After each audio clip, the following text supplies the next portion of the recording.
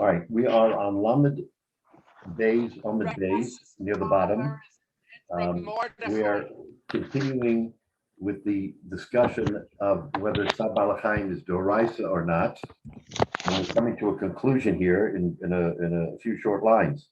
So the discussion here is a machlokes between Rabbi Yossi and the Chachamim as to whether or not Tzad Balachayim had a source Midoraisa, and the Gemara went back and forth with different examples, whether to show that it was or it wasn't, and in each case they were able to counter the view so that we didn't come with a hachlata. We don't have a final view yet because we're not sure whether there are exceptions to particular events where it appears that it's midaraisa, but no, it's not midaraisa because we're talking about something else.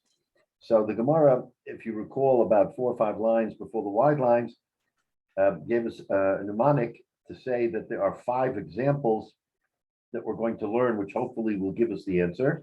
And that mnemonic was Behemet, Ohev, Soine, Rabson. So we've gone through several of them, and we're now near the very bottom of the page. We can just repeat from 5 lines from the bottom. We said this last week, but it leads into the next one. We said last week, Ohev, the word Ohev. So one of the mnemonics is Ohev, the middle one. We said Ohev lifrok v'sona liton. Do you remember the discussion here has to do with helping an animal load or unload? And we said that the brisa, when it's talking about that Tzad Balachayim is not the brisa, is speaking about loading, because loading is the less onerous of the two. In other words, an animal that is unloaded and you have to load it, there's no Tzad Balachayim because there's nothing going on. So you have to load the animal. When the animal is loaded and under a great strain and is about to fall, that's when you have Tzad Balachayim. So we want to answer that our brisa is strictly speaking about loading, not unloading. So you can't bring any raya from the brisa. So in the Tashma, 5 lines from the bottom, which we finished with last week, we said Ohev lifrok, if he has a friend who needs to be unloaded, the sone liton, but he has an enemy who has to be loaded, mitzvah besone. Now you would think he should go to the unloading because the unloading is where the tsar is, right? Says the Gemara, says the Brisa, no, you go with the sone who has to be loaded, which makes no sense. Says the Gemara, we have a bigger agenda, and the agenda is that we want to tame a person's Yetzer Hara.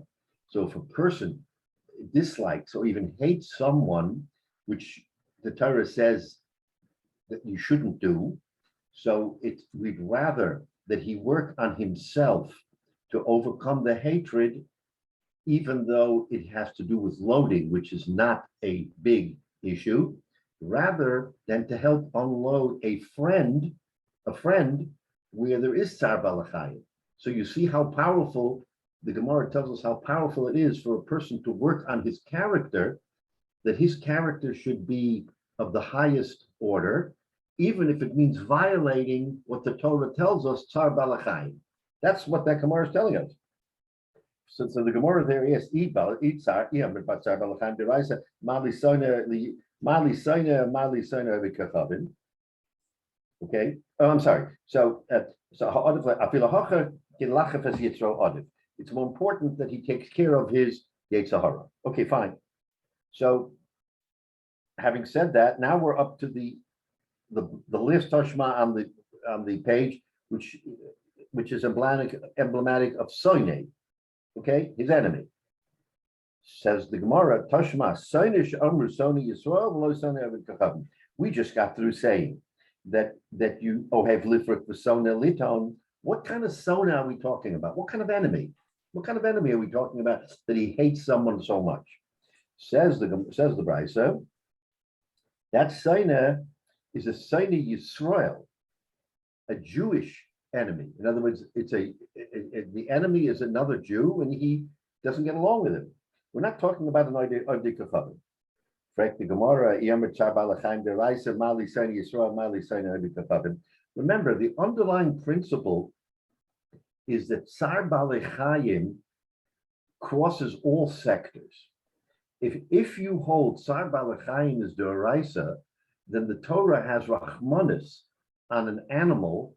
It doesn't matter who owns the animal. The animal is the one who is suffering. And if you say it's Midoraisa, that it's a Torah required law that you ease the burden of the animal, it shouldn't matter if it belonged to an Oved Kechavim or it belonged to a Yisrael, because it's not the Oved Kechavim we care about, it's the animal we care about. Strike the Gemara, if you're going to tell me that Sinai that we talk about is only a son of Yisrael, a Jewish enemy, Mali Sani Yisrael, Mali Sani Oved Kechavim. What difference does it make? It's Tsar Balei Chayim. So now on the very bottom line of the Gemara answers that question. Mi savret asayni dikro, ko asayni de misnisen ko. So the Gemara wants to answer, no, you made a mistake. That which we say sone does not refer to the sone in the Torah, where the Torah tells us that if you have a sone, that you have to help him regardless. That's not the sign that we're talking about, because the Torah is talking about unloading. And you're absolutely right. When it comes to unload, it doesn't matter what kind of sign it is, because it's the animal that is in Sar. And if you hold Sar Balei Chayim D'oraisa, it doesn't matter if it's an animal of an Oved Kechavim, of an idol worshiper, because the animal is not at fault. You have to help the animal. What kind of sona are we talking about? Says the Gemara. A sona de misnisim, the sona of our Mishnah. What is the sona of our Mishnah? Where you're loading, not unloading. Now, when it comes to loading, now it's a different story, because now you no longer have the pressure of Tsar Balei Chayim D'oraisa, because loading doesn't entail pain to the animal. So if you're talking about the sone of our brisa, where the whole issue here is loading, then I can make a distinction between an animal of a Jew and an animal of a Oved Kechavim. You have to take care of an animal of a Jew because it says Hakim Takim, but you don't have to take care of loading an animal of an Oved Kechavim. That I understand. So the Mishnah here wants to make that, the brisa here makes that clarification, that's the kind of sone we're talking about, a sone of an Oved Kechavim when it comes to loading. All right. So again, we still don't have an answer. We still don't have an answer whether it's D'oraisa or not. Go ahead, Jackie. When you have a sone, well, what happens in the case where the animal's being overloaded? That would trigger Tsar Balei Chayim, no matter whether it's a Jewish owner animal or not. So that's what he's saying. You can't bring a proof from our case because we're not talking about a case of overloading, which is what the Torah sone is about. We're talking about a case of loading, and loading there's no Tsar Balei Chayim. So less than overloading. When you load up an animal, there's no Tsar. It depends how far you go. No. Oh, I understand what you mean. No, we're not going to overload the animal. We're talking about an animal that you need to load up. You need to load them up in the normal course, not overloading. Yeah, okay. You need to load them up. So when you need to load them up, the Torah says, you know what? The animal of an Oved Kechavim, you're not machayev. You're not machayev, okay? Because first of all, he's an Oved Kechavim, so you shouldn't be dealing. And secondly, the animal's not in pain. So as of right now, we could really say Tsar Balei Chayim is D'oraisa, but we're talking about a case of loading, and there is no issue of Tsar Balei Chayim D'oraisa by loading. So we still aren't yet finished. So now the very last words of Lamed Beis and Mid Beis. Now we're going to get into the final piece. So Toshma. So excuse me. So Toshma. When it comes to if somebody goes too far and overloads, then what's the status of the overloaded animal of a idol worshiper? Don't you have to stop that? Okay, so you're talking about where he loads him up and he overloads him. So in which case, now he is causing pain to the animal because he's overloaded him. So now we have a machlokes between the Rabbanan and Rabbi Yossi. Remember, Rabbi Yossi said that if you overload an animal, then Tsar Balachayim doesn't apply, because it only applies when it is properly loaded and causes pain. So, and according to Rabbanan, no. So now you're into a different realm of discussion. Is if you go ahead and take an animal of a ovid kachavim, right? I'm assuming you mean ovid kachavim, and you overload it. So according to Rabbi Yosef Lili, Tsar Balachayim is not the Raisa, because you can't. You're not mechuyev to deal with the pain of an animal that hasn't been properly loaded. So, but that's not what the Gemara is talking about. You're asking a hypothetical, and I'm just saying that hypothetical would be covered by the machlokes between Rabbi Yossi and the Chachamim as to whether or not, if you overload more than what would be normal, whether or not you have any achrayas. According to Rabbi Yossi, you have no achrayas because the Torah He's an idol worshiper. The owner's an idol worshiper, and you don't have any concern for the animal, is what it sounds like. Because he says it's not the Raisa. Rabbi Yossi says that Tsar Balachayim is not the Raisa. So if you're dealing with an idol worshiper, then you have two strikes. One that it's not the Raisa, and two, you're dealing with an Ovid Kachavim. So under both circumstances, you shouldn't have any responsibility to the animal. The Chachamim argue and say you do, but according to Rabbi Yossi, and we're going to see now in a couple of minutes, that if the halacha is like Rabbi Yossi, then it's Tsar Balachayim is not the Raisa, in which case a person does not have any achrayas. So is the presumption here that in the case of loading, that only the tsar would be suffered by a Jew, or that the Oved Kachamim would not suffer any tsar for opportunity costs or anything like that? Is that kind of distinction made? Yes, that when it comes to loading, we don't apply the tsar principles to an Ovid Kachavim. Correct. Okay. Why would that be? Why would that be? Yeah. Well, it's both sides of the coin. On the one hand, the animal is not being put out because it is not in tsar, because it's being loaded. And on top of that, you're dealing with an Ovid Kachavim for whom you should have no responsibility to begin with. So if you have tsar to the animal, then you say, you know what, I have no responsibility to the Ovid Kachavim, but I do to the animal, so I've got to take care of the problem. But if I don't have a problem with the animal because it's being loaded, and I have an Ovid Kachavim, then I have zero connection to that event. So in which case, I have no achrayas whatsoever. If it belongs to a Jew, and then you have a havamina to say, okay, it belongs to a Jew, so maybe I have to take care. But the Gemara is telling us that if we're dealing with loading, even to a Jew, you have no achrayas because there is no tsar balachayim. The whole discussion here is tsar balachayim.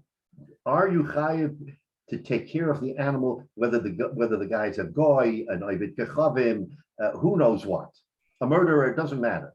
You don't look at the person, you look at the animal. The Torah says you have to take care of the animal. But once we conclude that Tsar Balachayim is not the Oraisa, if we take that position, then it doesn't matter who the owner is, a Jew, a Goy, a Kachavim, you don't have a responsibility because there's no Tsar. So the Rebbeinu Shalom says two things. Rebbeinu Shalom says, I'm concerned who I'm dealing with, whether it's an Ovid Kachavim, who I don't want you to help, or a Jew who I do want you to help. Very clear. The mitzvahs are clear on those two persona. But overarching is the question of Tsar Balachayim. So now the Rebbeinu Shalom says, even though I forbid you to deal with an Ovid Kachavim because he is a idol worshiper, when it comes to his animal, and if there's Tsar Balachayim, you have to forget about the fact that he's an Ovid Kachavim. You're not helping him, you're helping the animal. And I have Rachmanis on the animal, and I say it's that Tsar Balachayim is a Raisa. But if you say Tsar Balachayim is not the Raisa, which means that the rabbis were the ones who introduced this principle of helping an animal from suffering, then you have to balance that against the Rebbeinu Shalom saying, how can you possibly help an Ovid Kachavim? He's an idol worshiper. He worships idols against me. So then the idol worshiping component overshadows the Tsar Balachayim, because the rabbis can't introduce something to negate what the Torah has said. Torah says, Sar Balachayim is Doraisa. You rabbis want to have Rachmanis on an animal, have Rachmanis on an animal, but don't counter what the Rabbi Shalom says. Rabbi Shalom says you can't help an Ovid Kechavim. So that's the balancing test here. In other words, is it or isn't it? So a question though. Here's the road shows we can't help an overcome. Now we can't. I mean, there's certain things we don't do.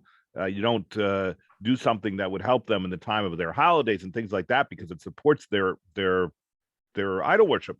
But in a general sense, it's not that we can't help an Ovid Kechavim. We're not required to. When we have a choice of a Jew and a non-Jew, we certainly have an absolute priority for the Jew and a requirement for the Jew, but not a requirement to help the non-Jew. But it's not we can't help the non-Jew. okay, But but Yayin Neshech. no. Let me make a point. An active Ovid Kechavim, someone who is an idol worshiper, whatever he does is not only Osir, it's Osir B'Hana'ah. And Hana'ah works both ways. You can't give him Hana'ah. You can't give him Hana'ah because he's an Ovid Kechavim. So if I have an opportunity, and even though it goes against the grain of our, let's say, our human nature, and there's something I can do to assist an Ovid Kechavim, I'm forbidden to do it because it's Osir B'Hana'ah. I cannot receive or give Hana'ah to an Ovid Kechavim. Now, we're talking about idol worshiper. We're not talking about our current non-Jewish friends. We're talking about in the time of Baal and the time of Moled. We're talking in the time when idol worship was at the height of its institution. So the Rabbi Shalom said, how could you possibly, right? How could you possibly even aid an Ovid Kechavim who is in the process of being Mechalel me, the Rabbi Shalom? So while we would have Rachmanis on a person and say, you know what, we should help him, the Torah tells us you can't help him, even in a casual way, because it's Osir B'Hana'ah. However, if his animal were to be in pain and you were to take the position that Sar Balachayim is Doraisa, says the Torah, forget about the Ovid Kechavim, Osir B'Hana'ah. I 100% don't want to give him any Hana'ah, but I want to take care of the animal. Now, indirectly, he may get Hana'ah, but that's not the point. The point is that I'm focused on a mitzvah d'oraisa of Tsar Balei. But once you say Tsar Balei is the Rabbana, and Tsar Balei is not something that the Rabbi Shalom says is of the highest importance, then we go back to principle number one. Aiding an Ovid Kechavim is also B'Hana'ah. The rabbis can't undo that. Rabbis can't say, you know what, we're going to give a special dispensation because the animal is in pain, so we're going to allow you to help.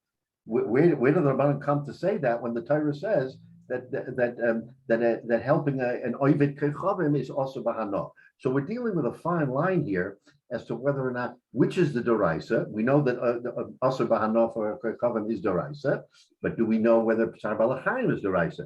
And that's why we go vacillating here back and forth, because we really need to understand if it's Doraisa or not, whether or not you have an achrayus to overrule your principle of Isur B'Hana'ah and say, you know what, the Torah still says that you have to help an animal. So I'm helping the animal. I've got tunnel vision. I'm not looking at the Ovid Kechavim. I'm looking at the animal, and the animal I have to help. So So why wouldn't, that's the backdrop here. That's the backdrop. so if somebody helped a idol worshiper, Yeah. why wouldn't that also, and when you're not supposed to, why wouldn't that be considered Kiddush Hashem to show the Ovdei Kechavim, the idol worshiper? Because the Rabbanan Shalom, look, Kiddush Hashem is a wonderful thing, and we all want to be Mekadosh. But when the Torah tells us, the Rabbanan Shalom says to us, you may not, don't be Mekadosh me at the expense of helping an idol worshiper. Don't be Mekadosh me. He's an Ovid Kechavim. And I'm telling you, an Ovid Kechavim is also B'Hana'ah. So don't you go beyond and say, you know what, I'm going to be a good guy, and I'm going to say, you see that, even though he's such a terrible guy, I want to show how great God is. God doesn't want that from you. Right. God wants you to follow the law. The law says that a Ovid Kechavim is also B'Hana'ah in every respect. You can't even get a speck of dirt from him. He can't, you can have no connection to him. Everything has to be totally separate. So But what about Ava? What about an animal? What? What about Ava? When with its Yayin Neshech, for example, Ava. Oh, So Ava was a circumstance where we said that Ava means that we don't want to cause friction between the Jew and the non-Jew, so we allow for the Jew to sort of help, so to speak. But if you remember in the Gemara over there last week by Ava, what we said was that when it came to a Ovid Kechavim, who was an idol worshiper, and it came to helping his animal, the Jew could sit down with his friend and say, you know what, I would love to help you, but I'm precluded from doing so under my laws. In other words, you talk it out with him. You talk it out with him. You don't just say, I'm not helping you. You have to say, you have to understand that I'd love to help you, but my laws, because of the wine, in other words, you make some teretz because the wine was used for service to your religion, I'm precluded. And the Gemara tells us that the goy will accept that and not have ava, and not have anger or be angry at him. So ava is that floater, but we're able to get over ava by saying that the Jew will explain to the non-Jew that when it comes to helping, he's precluded. Okay, I mean that's the territory of the Gemara. You might argue that might incite him and may get him angry, whatever. But the Torah seems to feel. Rashi explained to us that ava is a kind of a thing that a person can get over if he is able to explain to his to the non-Jew, I'd love to help you, but under these circumstances I can't. So we're not worried about ava. Seemingly we're not worried about ava.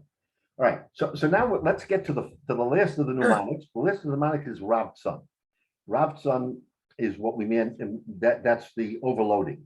So we have now one final shot to explain whether or not Tzar Balachayim is derived or not. So okay, so we're going to go to the top of Lamed Gimel Amud Aleph. Toshma, here's a brisa. The brisa says as follows. Listen to this. Rovates,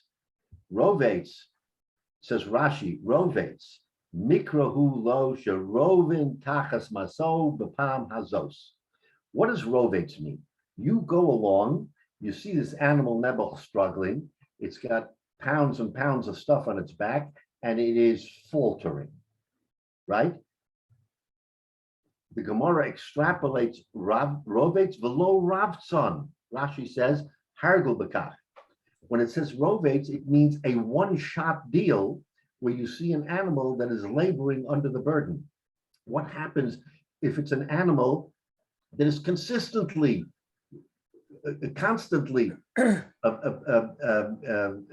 being, falling under the burden? In other words, it's not a one-shot deal. Every day he's carrying something. Every day he's plotzing. Every day he's falling down. So the Gemara wants to make an exclusion that when the Torah says you have to help, it means rovates, an animal that is a one-off carrying stuff that is too heavy and it falls. But velo ravtzon, you're not mechuyev every single day of the week to go to that animal and help that animal unload, because now you're becoming a full-time.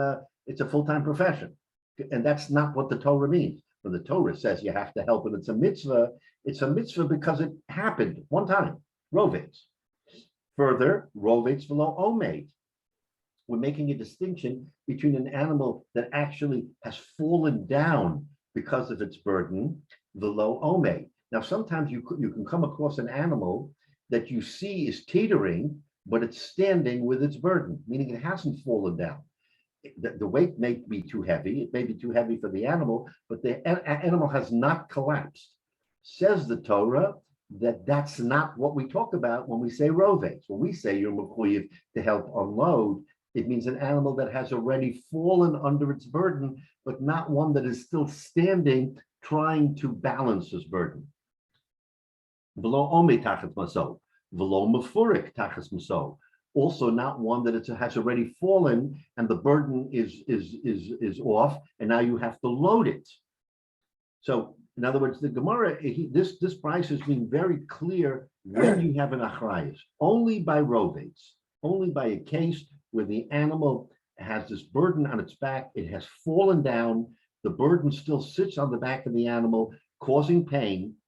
you have to unload the animal. If the animal is standing, or the animal has already had all the stuff fall off, now you have to reload. That's not what we're talking about. And then the Brisa says, Masa shiyochel lamidba. But only when it's a masa, a burden that it is able to carry. So if you know that an animal can carry 50 pounds, and this animal is carrying 70 pounds, you have no achrayus, because the animal has now been overburdened. And the Torah says that it has to be a burden that the animal would normally carry. Now you have an achrayus to help. Frek the Gemara, the Yomer Tzar Balachayim Deraisa, Mali Rovates, Mali Ravtson, Mali Omed. What do I care? If a Tzar Balachayim is Deraisa, why am I making a difference between whether it's standing or not standing, whether it happened one time or 3 times? Tzar Balachayim is Deraisa. You have a responsibility to help that animal, whether it's 1 time, 5 times, or 10 times. What difference does it make? Same kasha. So if you, again, we're trying to figure out, is Tzar Balachayim Deraisa? If you take the position it is, why does that Brisa make a distinction between Rovates and Ravtson, or Rovate and Omed? It shouldn't make any difference whether the animal is standing and teetering, or whether the animal has already fallen under its burden. Tzar Balachayim is Deraisa. That's the kasha of the Gemara. So once again, we're trying to get to the bottom of the principle whether Tzar Balachayim is Deraisa or not. So now the Gemara, with this kasha, is going to sort of unfurl the flag and says, you know what? I have to come to the conclusion, Hi Mani, you asked me a good question. I don't have an answer to this question. This question really stumped me. So therefore, Hi Mani, says the Gemara, Rabbi Yossi Haglili, the Omer Tzar Balachayim Derabanan. I must conclude, because of this kasha, that Tzar Balachayim is the Rabbanan, like Rabbi Yossi Haglili, which is why it says Rovates and not Ravtson and not Omed, because you're right. It should be 10 times a week. It doesn't matter. You should have to help if Tzar Balachayim is the Raisa. Teretz is we hold like Rabbi Yossi Haglili, the Omer Tzar Balachayim the Rabbanan. Ochinami mistabra. And so the Gemara goes on to say, and it makes sense. Diktani tachas maso, because Rabbi Yossi Haglili uses these words in the Mishnah, Maso sheyochel lamedbo, man shamet le de islay haisvara. Who is the man the Omer? Rabbi Yossi Haglili shemamina. So right now, at this point in time, we seem to have our answer. Tzar Balachayim is the Rabbanon, according to Rabbi Yossi Haglili, which is why we limit his exposure only to the very limited case of Rovates, right? So we say, if it's Rovates, yes, but nothing else, because Tzar Balachayim is the Rabbanon. Okay, so if that's the answer, that's the answer. So now, seemingly, we have concluded our entire Gemara by paskening like Rabbi Yossi Haglili, and Rabbi Yossi Haglili says it's not midaraisa, except that we're not finished. We have one postscript to this Gemara, one more postscript to this Gemara. Break the Gemara, me matzis mukbas like Rabbi Yossi Haglili. Can you really hang this on Rabbi Yossi Haglili and say Rabbi Yossi Haglili is the correct man, the Omer of our Mishnah, and he says Tzar Balachayim is midrabanan? How can you say that? B'hakatani Seifa. Look at the very last words of the Mishnah. You flip to the Mishnah and look at the last words, and the last words are tachas masa'o, under his burden, meaning unloading, v'lo mafurik, and not loading. My lo mafurik. What does it mean not loading? What does it mean that you're not mechoyev? And Rashi says, v'hu tzarach te'ina, l'kamam parach hakosav hakim takim. In other words, we have 2 psukim. Let's go back a minute to review. We have a pasuk of Ozov Tazov, that and Ozov Tazov, remember the double words that you have to help unload, and we have the double words of Hakim Takim that you have to load. That's Minat Torah. The Torah tells us that. We don't make that up. Ozov Tazov, unload, Hakim Takim, load. So you see, the Farish, the Torah tells us you have an obligation to load because it says Hakim Takim. So now, if you're going to say Tachas Maso, that under his burden, and you're going to learn it like Rabbi Yossi Haglili, that only if it is proportionate. If it's more than proportionate, you're not mechuyev, below mafurik, my lo mafurik. What does it mean you don't have to help him load? Even a lo mafurik klal, if you're going to tell me it means you don't have to help him at all, oksif talk him.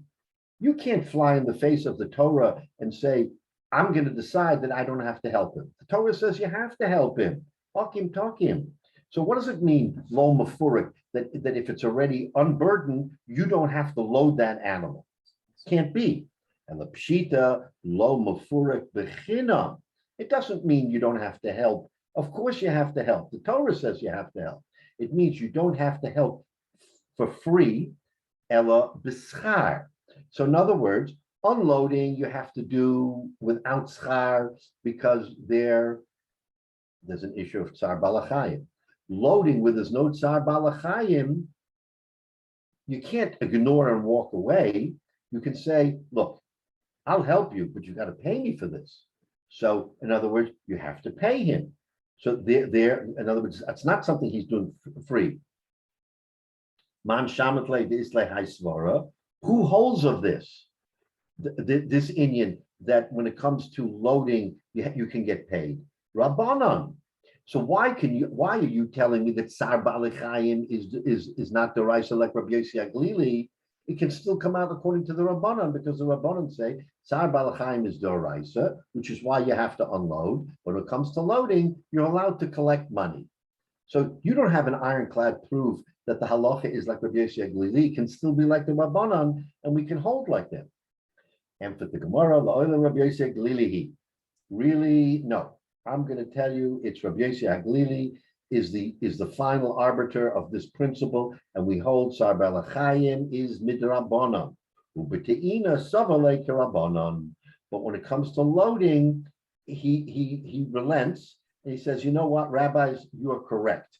When it comes to the rabbanan, even though it says hakim takim, it doesn't mean for free; it means b'schar. So, according to this Gemara, the conclusion is the halacha is like Rabbi Yossi Haglili, that Sar Balachayim is the Rabbanan, but when it comes to loading, he will admit to the Rabbanan, to the rabbis, that Hakim Takim does have some strength here, but only means B'schar. Hakim Takim means that you can help him load, but you have to pay him.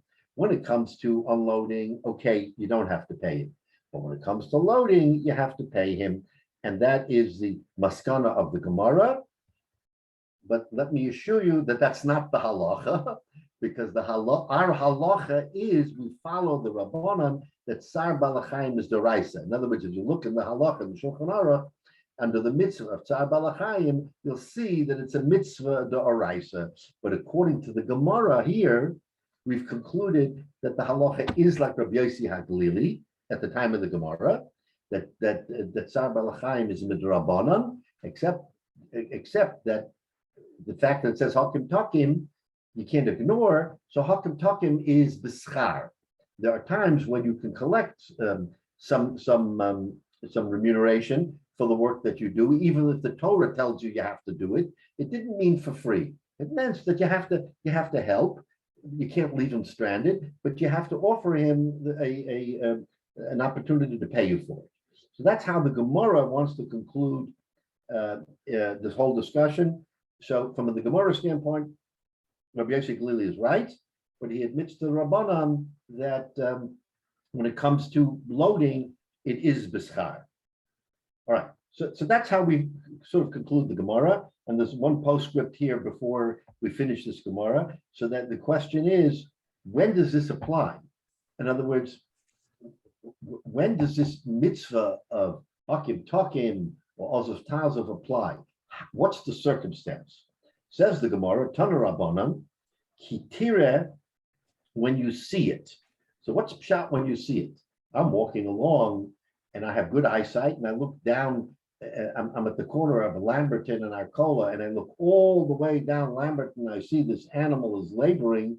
Does it mean I have to run all the way down Lamberton, half a mile, and help the animal unload?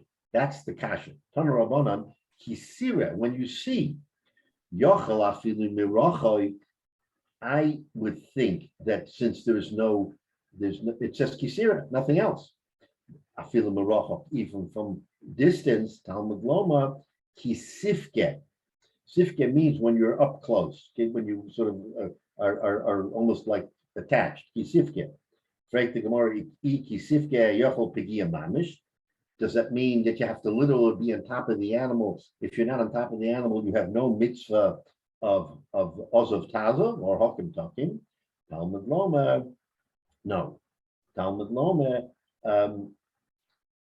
Kisira, when you see it, the Ezehi Re'iyah Sheyesh Bo Pigia, what, how do you combine Re'iyah, seeing, and Pigia and touching? In other words, you have a combination. It says Re'iyah and it says Pigia. So what does that mean? Re'iyah could be from a half a mile away.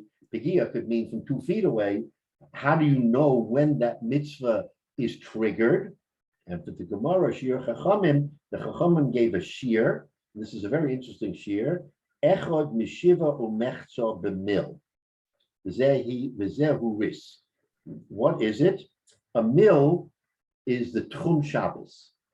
Tchum Shabbos is 200 amas, which is approximately, we say an amma is approximately 2.2 feet or 2 feet or whatever you want to call it. So in other words, let's say we're talking roughly 4,000 feet for our purposes. Okay, so you have 200 amas, and he's saying it's 1 to 7.5. 1 to 7.5, let me just take my calculator here a minute. 1 to 7.5. So if you want to figure out what that means, so you take 2,000 amas and divide it here by 15. So we're talking approximately, from our purposes, about 265 amas, which is the equivalent of maybe 500 feet. So roughly speaking, our discussion here is when you see an animal approximately 500 feet away, about 250 amas away, that's what the rabbis have said is when you have a chiyuv to go into action. If it's further away, you don't have to run half a mile or whatever it is just to help. So if it's close enough that you can say, oh, it's 500 feet away, then that's the shiur of 1 and 7.5, right? And then, okay, so that's your chiyuv. Umadada imo ad parsa, and you have to, once you load the animal, you still have to take care of the animal and walk with it ad parsa. What is a parsa? So Rashi explains a parsa actually is 4 mil. And in other words, it's 8,000 amas. So, Madada imo la'acha shehetinu shema yachsa v'yipol.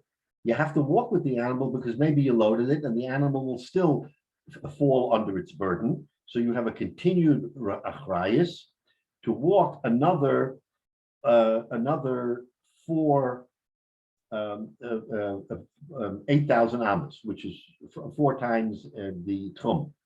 And Rabbi Khan says notel schar. So what do we have here? That you can take schar. In other words, the Torah doesn't overburden us with the responsibility to help. It says you have to help. But once you've helped, then there are guidelines by which if you continue to help, you have to be paid. It's not as if someone is now meshubed. I helped this animal, now this animal is if it's mine, and I've got to take care of it until who knows when. So the Gemara concludes here by telling us that there is a mitzvah of Ozav Tazov, and according to the Gemara, we hold like Rabbi Hyatt that Tsar Balachayim is not D'oraisa, except when it comes to loading, there is a monetary component, but when it also comes to helping the animal, like walking with it or making sure that after you load it, it doesn't fall down again. These are all things that you have to pay for. You don't get a freebie. The only freebie you get is if the animal is really struggling and has to be unburdened, then the Torah says, you have an achrayus. So it's a little bit of an interesting way that the Gemara ends the discussion but it parses the responsibilities and tells us that from a unburdening standpoint, even though Tzar Balachayim is D'Rabbanan, you have to help for free. But when it comes to Hakim Takim, which is also a mitzvah in the Torah, it's a mitzvah, but you don't have to do it for free. So there are some mitzvahs that you can get schar for.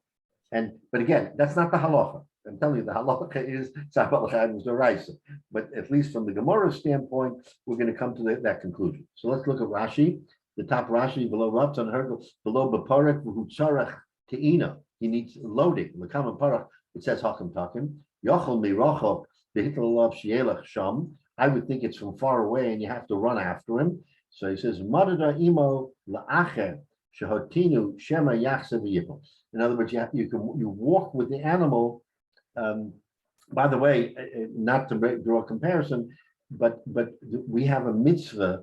It's not a mitzvah say, but it's the nice thing to do that when you have a guest and the guests leave, you walk with the guest. In other words, you don't let, and this comes from Avraham Avinu, that when Avraham Avinu had the malachim, he didn't send the malachim out of the tent. He walked with them for a period of time to show his honor and his gratitude. So we do that too. When you have a guest, you sometimes take him to the door, sometimes you walk out of the door, 10 steps or whatever, to show a certain gratitude or a certain honor. So the Gemara says over here that you do that for the animal, but there you get schar, because you're not doing it to be nice to the animal. You want to make sure the animal isn't going to fall over on its side after you just loaded it. So that's the Gemara's conclusion, and says that that's what you have to do to help. Okay, so we finally concluded this part of the Gemara. So now we're into the final Mishnah of Bava Metzia. Mitzvah Shem, we'll start and hopefully we'll finish the parak next week. But now we have one final question that the Gemara wants to tell us, and that is when you have to return an item, and what's the order of priority? In other words, if you have the ability to return a lost item to more than one person at a time. In other words, not just one person, it's not a one-on-one.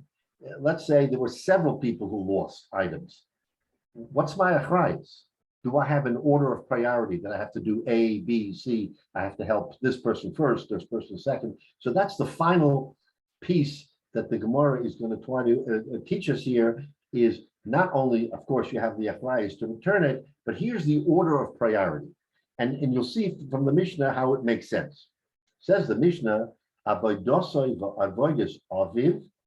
let's say he lost something and his father lost something, avodoso kodemes. His lost item comes first. In other words, he has an achrayus to himself before he has an achrayus to his father. Avodoso va'avodos rabo. What about if he lost something and his Rebbe lost something? And his Rebbe says to him, Yitzchak, can you help me find it? Says the Mishnah, Shelo Koden. His comes first even before the Rebbe. Okay, now that opens our eyes. What do you mean? My father? Kibbut Aveim. My Rebbe is my Rebbe. I should jump and do everything for my Rebbe. Says the Mishnah, Kodamos, yours is first. We're going to see in a minute why. Avodas Aviv Avodas Rabo. What happens if both his father and his Rebbe have lost an item and they both come to him and says, can you help me? Says the Mishnah, Shel Rabo Kodemes. He has to help his Rebbe first. She'aviv Haviu Olam Hazeh. His father was a shutef in bringing him into this world, right, with the Rabbanu Shalom and his wife. The Rabbo Shalom Du Chachma, and important word, Rabbo Shalom Du Chachma, the Rebbe who taught him Chachma, whatever Chachma means. Meviu L'chaya Olam Haba. So what's greater? Chaya Olam Hazeh, Chaya Olam Haba. Says the Mishnah, Chaya Olam Haba is greater. Therefore, you have an achrayus to help the Rebbe before you help your father. Okay, I'll accept it. The Aviv Chacham. But what happens if his father is a Talmud Chacham? So his father has not only Kibbut Av, but also the Chachma of a Rebbe. Then Avadav Kodemes. Then his father is first. Now, Hayo Aviv Rabba, that's one case. Hayo Aviv Rabba Nosin Maso. if they were both carrying a package and it was too heavy and you have to take it off. Again, the order of priority is Shel Rabo and then his father, for the same reason we said before, because his father brings him to Olam Hazeh and his Rebbe brings him to Olam Haba. A third case, the Beis Hashvi, if they were both incarcerated in prison and now he has an achrayas to release them. Who does it release? This famous story. Podes Rabba v'achakach Podes Aviv. Again, he has to release his Rebbe before releasing his father. But again, if his father is a chacham, Podes Aviv v'achakach Podes Rabba. Why? Because his father has both characteristics of being both his father and his Rebbe, and he has to do his father first. So this Mishnah gives us a rough idea of what the order of priority is when you're faced with the opportunity, which we are. We're faced sometimes with the opportunity of helping a Rebbe, helping a friend, helping our father, helping our mother, helping whatever. So the outline of this Mishnah is that avodosoi koidem, that a person's own personal avoda is first. And the Gemara is going to give us an explanation. The explanation is exactly what we've been learning till now, which is Manoah Hanamili, says the Gemara. How do you know this? How do you know that I have priority over my father when it comes to a Metzia over my Rebbe? Teretz is, I'm Rabbi Yehuda Amarav. Rabbi Yehuda says in the name of Rav, Omakra, it's a pasuk. Efis Kuloyebo Evyam. Where did we hear that before? A person should not put himself in the position to make himself a poor man. In other words, you should not be in a position where you will suffer monetary loss, which will cause you to be an evyon, an ani, that you're now going to have to be someone who has to come onto the public wheel. That's not what the Torah wants of you. So you have to take care of yourself first. So in a circumstance where it's either or, not both, either or, make sure you understand that even though your father is your father and the Rebbe is a great Talmid Chacham, you have an achrayus on yourself to make sure that you're not an evyon, that you lost something very expensive, but I'll forget about that. I'm going to help my Rebbe, then I'll look for myself. Says no. That's not the way life works. Says Rashi, Minohana Mili de Shalom Kodem. How do I know that I'm first? Says Rashi, Lo Yibachor Evyon Hazhor Min Ha'anias. Be careful from Anias. And we've talked about this throughout the Masechta, that a person always has to be there to help, but make sure you take care of your own business, that your own business should not be secondary, and you shouldn't become an Evyon or an Oni. So the Gemara, again, very practical, very practical. So that's what the Gemara says. Rabbi Yehuda Marav. Okay, so but there's a caveat. But Rabbi Yehuda Amarav. Now this is very important. Rabbi Yehuda Amarav adds on be very, very careful, because if you take this principle to its logical conclusion, what's going to happen? You will never help anybody, because you'll always say, I've got to guard mine because I shouldn't become an Evyon. So Rabbi Yehuda Amarav says, if you take this to its logical conclusion, then you're going to become the person that's going to need the help from somebody else, because you will never help anybody. Says Rashi, Kol hamakuyim ba'atzmo kach, says Rashi, va'afal pi shelo hitilu olav ha'kosuf, even though the Torah didn't put it on him, yesh la'odem likonis lifnim mishuris hadin. Take a look at Rashi. A person should act lifnim mishuris hadin, v'lolodaktek sheli kodem, and shouldn't say in every circumstance, I am first. Im lo behefsed mochiach. Bim tamid medaktik porav milov ol. If he's medaktik to the point where he has no responsibility to anybody else of gemilas chasadim and tzedakah, v'shofi yitzlach lebrias. What is this Rashi really telling us? that a Jew has a responsibility to himself, no question about it. But he also has a responsibility to his neighbor, which means that you have to use seichel. There are times when you can say, you know what, I'll give up $1 to help my friend save $10. So in other words, this is a seichel thing. You have to make sure that you're not going to be an Evian.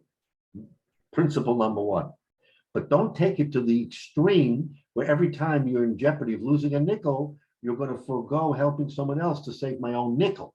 Because if you can lose a nickel and help somebody else get $1, that's exactly what Yehuda Rav says you have to do. That's we call that with Flim Mishur Sadin, but it means using your seichel, right? There are times when you forego yourself because you're not going to become an Evion if you lose the nickel, but you're going to help your friend that he shouldn't lose $1. So that's what Rashi is explaining, that Rabbi Yehuda Marav says, so make sure you take care of yourself, but don't take care of yourself to the point where you lose sight of the mitzvah of tzedakah, of the milas chesed, where you're not helping anybody else, because every time you help somebody else, you're saying, I'm going to be disadvantaged. That we don't allow. Okay? And again, this is a principle to live by. That's how we should live our life, that we have to take care of ourselves, our family, make sure that we're in good shape, but also keep an eye out for our neighbor and our friend and make sure that they're okay as well. Okay, so let's go just a little bit weiter. The next part of the Mishnah, if they were both carrying something, so the Gemara had a discussion, who do you help, the Rebbe or the father? Tana Rabbanan. The Rabbanan says as follows: Rabbi Sha'omu, Tana Rabbanan, Rabbi Sha'omu, that which it says Rabbo, what does Rabbo mean? Rabbo Shalom Dav Chachma, below Rabbo Shalom Dav Mikra Umishna, Divrei Rav Meir. So now we're going to get into really some particulars here. This rest of the Gemara, by the way, is really an Agadata. It's not Svara, it's Agadata, but it really gives us an insight on how we learn and who we learn from. I find this it's a very, very, in fact, one of my Rebbeim, Shiva once used to say that we learn more about ourselves and the insight of Chazal from Agadata than we do from Gemara and Svara. Because from Agadata, there are some deeper meanings in the Agadata, the storytelling. Agadata basically means it tells a story. Because in the story, there's very, very keen points that sometimes we slough over, but we have to take it very, very carefully. So what does it mean? Shalom de Chachma. Says Rashi, Svaras Tameh HaMishnah, the Svara of the Mishnah, Ulahavim Shalia Sosu Zuasu, so that they shouldn't be steerers, in other words, conflicts. The Tameh is a heter, V'achia, V'hapoter, V'hunikra Gemara. If you ever wonder, I mean, we're all B'nai Torah, and we all know that the importance of learning for ourselves, for our children, especially for, let's talk in the yeshiva, okay? So you sit in the yeshiva, you sit and learn Gemara.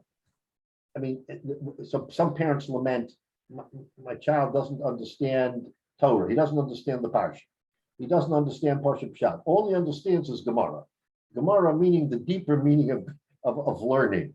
So, and they say that sometimes with a criticism.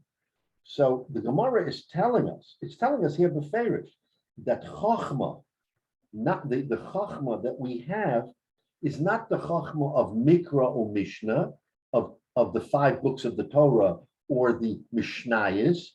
It's the Gemara which enhances our mind and our thinking because we go back and forth and we ask questions. The Mishnah the Mishnah is black letter law. The Torah is the Torah, right? In other words, that's on the surface, that's the ikar of learning.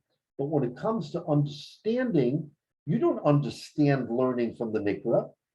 You don't understand learning from the Torah, only from so that's why Gemara is called Chachma, because now you start delving and you start asking questions. Once you start asking questions, you open up the book and then you begin to learn and begin to understand.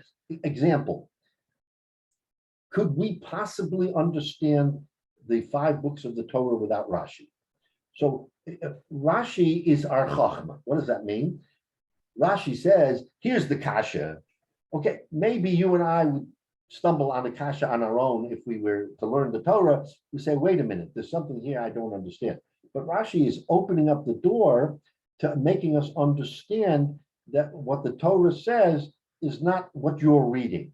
So Chachma becomes something that is below the surface, and the Gemara calls that Gemara. In other words, so in other words,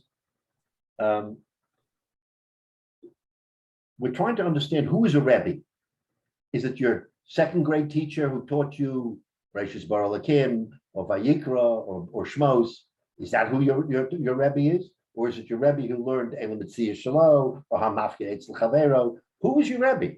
So, and for the Gemara, your Rebbe is Shalamdu Chachma. Below Rebbe Shalamdu Mikra Mishnah. Divrei Rab Meir. That's Rab Meir. Or we'll finish with this. Rabbi Yehuda Omer.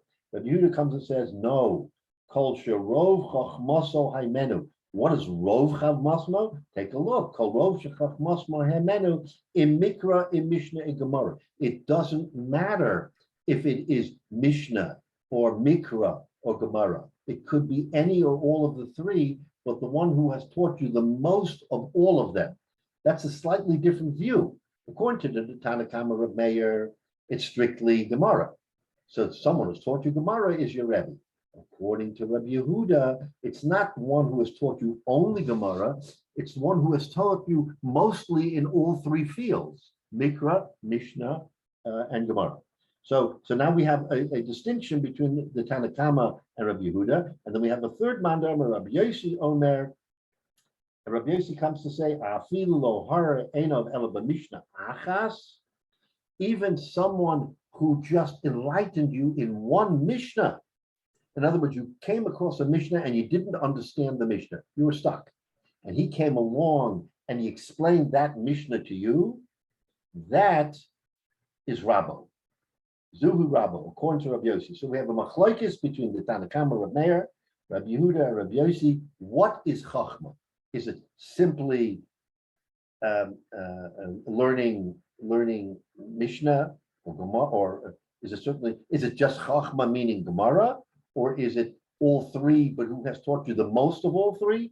Or someone who enlightened you in one circumstance, and that circumstance opened your eyes to something that you didn't know before? That itself is considered Rabbo. Okay, so we'll leave it with that, because this opens the door to the final piece of Gemara until we finish. And again, what I say to you is that this is Agadata. So there's a deeper meaning to this in terms of learning than just understanding the svar of it. But for our purposes right now, culture of Mikra, Hor Einav Shehodio, says Rashi, Tam Mishnah Achas Shol Yochel Lahavin. If I came across one Mishnah and I wasn't able to understand it, and someone enlightened me, according to Rabbi Yossi, that's already my Rebbe. So again, to be continued as to who is your Rebbe, and I guess at the end of the day, they're all Rebbeim, they're all teachers, they're all enlighten us, but it's very nuanced, and the Gemara is going to give us a very specific understanding of how we look at a Rebbe, because very oftentimes, we credit sometimes a Rebbe at a young age for putting us on the path of learning, and we say he is my Rebbe because without him I never would have gone down that path. That's a very, very important Rebbe to a person, and that the question there is, who is the Rebbe Muvhak? Who is the Iker Rebbe? In other words, a person through life, if he goes to yeshiva, probably has a dozen or more Rebbeim. The question is, one Rebbe is building on another Rebbe. How do you pick the one who is the building block that really set you in the right direction? That's called a Rebbe Muvhak. And that's, I think, what the Gemara is trying to get at is, who is that Rebbe Muvhak who one can say, and again, it leads back to the Mishnah, when the Mishnah says you have to honor your Rebbe even before your father. Which Rebbe are we talking about? The Rebbe who taught you Aleph Beis, or the Rebbe who taught you Torah, or the Rebbe who taught you the machlokes between Tanakama and Rabbi Yehuda? So anyway, so that's where we are. Mitzvah Shem, next week we'll finish up, and we'll get to the bottom of it.